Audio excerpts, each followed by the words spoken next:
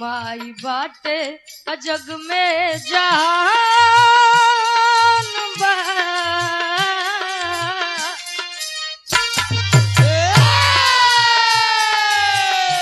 माई बाटे जग में जहान बा। और माई बिना केहू ना तोहार बा। माई बाटे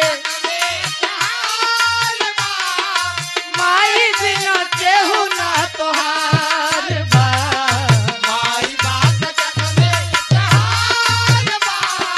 माई बिना केहू ना तोहार बा। माई बाटे तो जग में बहार बा। बा अब माई बिना केहू ना तोहार बा। बिना माता पिता के आप नहीं है, हम नहीं है। ये माता पिता के बिना पूरी दुनिया नहीं है। बा बा बा हमारे असली भगवान हमारे माता और पिता होते हैं। वाह वो माता पिता होते हैं जो हमें इस संसार में लेके आते हैं, अच्छे बुरे का पहचान करना सिखाते हैं। वाह हमारे लिए हमारे भगवान हमारे माता और पिता होते हैं। वाह लेकिन वारे आज की दुनिया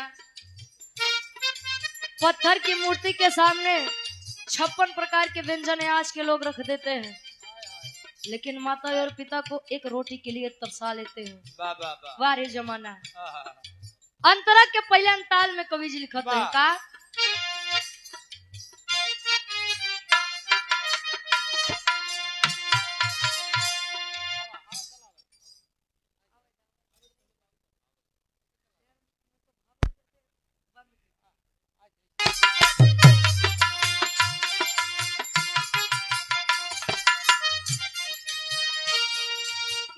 महीना रखली तो के पेट में अका तू दे अपने मार के भेंट में। हो ना